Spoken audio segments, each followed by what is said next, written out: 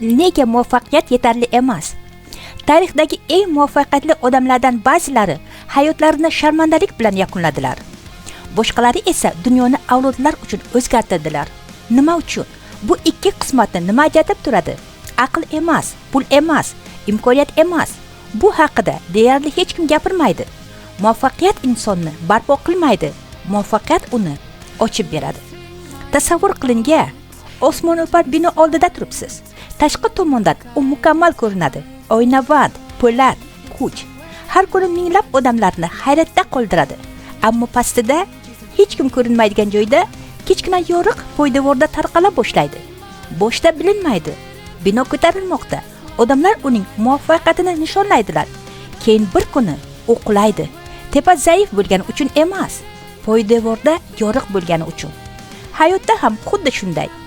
Ko'p odamlar yillar davomida hamma ko'rishi mumkin bo'lgan narsalarni qurishadi. Martaba, biznes, obro', muvaffaqiyat. Hech kim ko'rmaydigan narsalarni qurishga juda kam vaqt sarflashadi. Xarakterni. Va bir kuni muvaffaqiyat poydevorda nimalar borligini namoyon qiladi. Tarix buni tasdiqlaydi. Adolf Hitler g'ayritabiiy strateg edi. U millionlab odamlarni ilhomlantirdi. Tarixdagi eng kuchli siyosiy harakatlardan birini qurdi. Bir nechta rahbarlar tez kunda ta'sirga erishdilar. Ammo bugun uning nomi muvaffaqiyati tufayli yodga olinmaydi. Uni ma'naviy poydevori to'satdan kelgan hokimiyat vaznini ko'tara olmaganda nima bo'lishini ko'rsatish uchun eslashadi. Uning aqli rivojlandi, uning ta'siri rivojlandi, uning maqsadlari rivojlandi, uning xarakteri esa rivojlanmadi va bu xavfli. Bu savol tug'diradi. Doimiy muvaffaqiyat uchun nima muhim? Buyuk odamlarning hayotini o'rgangandan so'ng bitta namuna qayta-qayta paydo bo'ladi. Doimiy muvaffaqiyat hech qachon iste'dodga asoslanmaydi.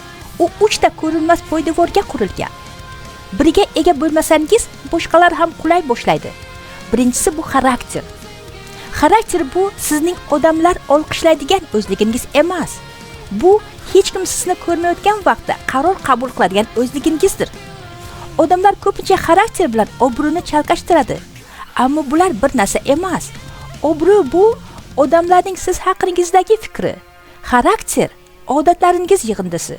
Bu ertami, kechmi? Muvaffaqiyat bu ikki o'zlikni uchrashtiradi. Har bir nohaqlik, har bir buzilgan va'da, hech kim bilmaydigan har qanday murosa poydevordagi yana bir yoriq bo'ladi. Ko'p odamlar hamma narsani bir kunda yo'qotmaydilar. Ular birin-ketin noto'g'ri qarorlari bilan yo'qotadilar. Jamoatchilik qulashni ko'rishdan ancha oldin poydevor allaqachon dast ketgan bo'ladi. Shuning uchun ishonch juda qimmatlidir. U bitta qahramonlik harakati bilan qurilmaydi. U yuzlab oddiy qarorlar bilan quriladi. Qarorlarni hech kim olqishlamaydi. Hech kim onlayn xabarlar yubormaydi. Hech kim hatto sezmaydi. Ammo bir kuni natijani hamma ko'radi. Ammo xarakterning o'zi buyuklikni yaratmaydi. Tasavvur qiling. Dunyodagi eng kuchli poydevorni qurasiz va hech qachon unga hech narsa qurmaysiz. Poydevor barqarorlikni beradi, lekin undan hali nimadir ko'tarilishi kerak. Bu yerda ikkinchi poydevor boshlanadi. Bu sizning aqlingizdir. Atrofingizga qarang. Siz ko'rayotgan hamma narsa, har bir ko'prik, har bir samolyot, har bir smartfon, har bir hayotni qutqaruvchi dori bir vaqtlar faqat g'oya sifatida mavjud edi. Taraqqiyot har doim kimningdir ongida boshlanadi. Dunyoni o'zgartiradigan odamlar hamma narsani biladigan odamlar emas, ular hech qachon o'rganishni to'xtatmaydigan odamlardir. Men yetarlicha o'rgandim deb o'ylagan lahza bizning o'sishimiz jimgina to'xtaydi. Bilim murakkab qiziqish kabi ishlaydi. Bitta sahifa bitta fikrni o'zgartiradi. Bitta fikr bitta qarorni o'zgartiradi. Bitta qaror hayotni o'zgartiradi. Shuning uchun eng yaxshi mutaxassislar doimiy talaba bo'lib qoladilar. Ular o'qishi shart bo'lgani uchun emas, boshqalar tushunmaydigan narsani tushunganlari uchun. Siz o'rganishni to'xtatgan kun kimdir sizdan o'zib ketishini tushunganlari uchun o'qiydilar. Men bir kuni jadvali juda band shifokor haqida eshitganman. Uzoq navbatchiliklar, favqulodda qo'ng'iroqlar, uyda kutayotgan oila, biroq har kecha uyquga ketishdan oldin u o'qiydi. Boshqa imtihon kelgani uchun emas, kimdir buni talab qilgani uchun emas, u bitta oddiy fikrga ishonadi. Ertangi bemorlar bugungidan ko'ra yaxshiroq shifokorga loyiqdir. Yillar o'tdi. Odamlar faqat unda davolanish uchun mamlakat bo'ylab kelishar edi. U ko'proq iste'dodlimi? Balki, lekin bu farq qilmadi. U shunchaki o'sishni to'xtatishdan bosh tortdi. Oddiylar va buyuklar orasidagi farq shunda. Oddiylar o'qishni to'xtatadilar. Buyuklar esa doim o'qib yuradilar. Lekin hatto kuchli xarakter va o'tkir fikr sizni juda uzoqqa olib bora olmaydi. Agar ularni ko'targan odam yiqila boshlasa. Bu bizni 3-poydevorga olib keladi va hayratlanarlisi, bu ko'plab kuchli maqsadli odamlar birinchi navbatda e'tibor bermaydigan soha. Bu sizning tanangiz. Ular tanani qadrlamasliklari uchun emas, balki tanam doim men bilan deb taxmin qilganlari uchun. Uni mensimaydilar. Ammo tana bir kuni pand beradi. Biz o'ta bandlikni olqishlaydigan madaniyatda yashayapmiz.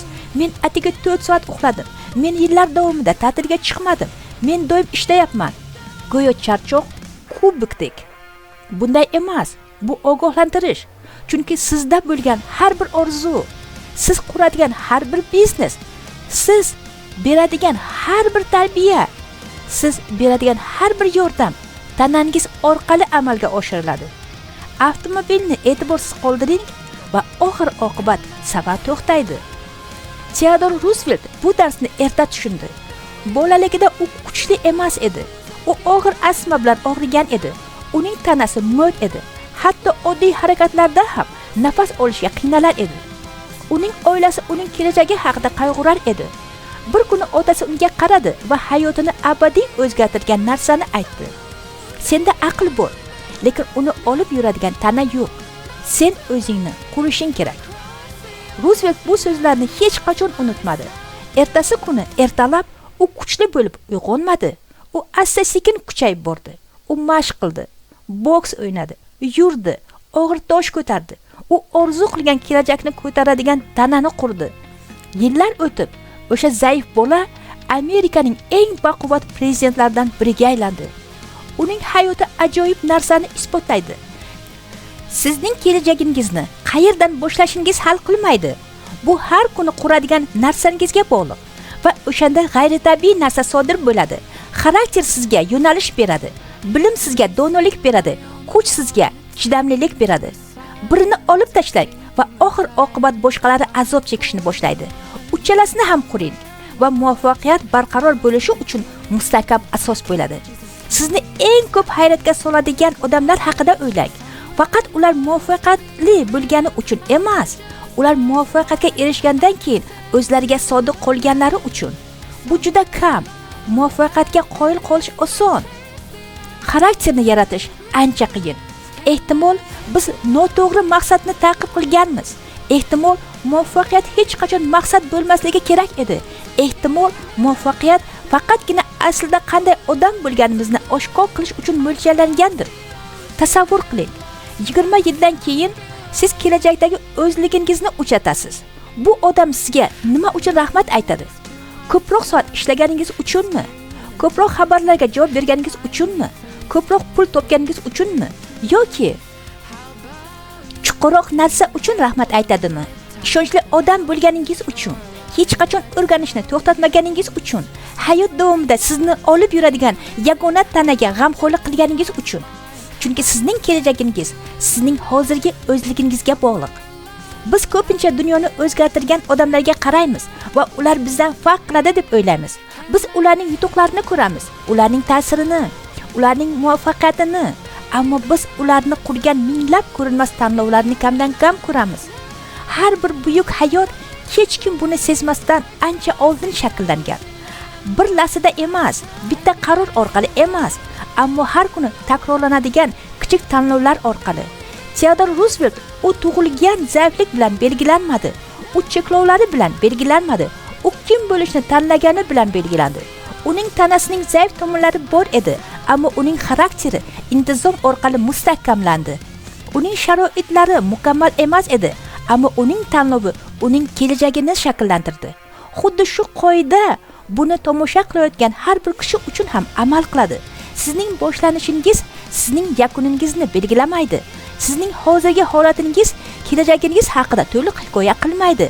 Savol: menda qanday afzalliklar bor emas, chuqurroq savol: men har kuni qilgan tanlovlarim orqali kim bo'laman bo'lishi kerak.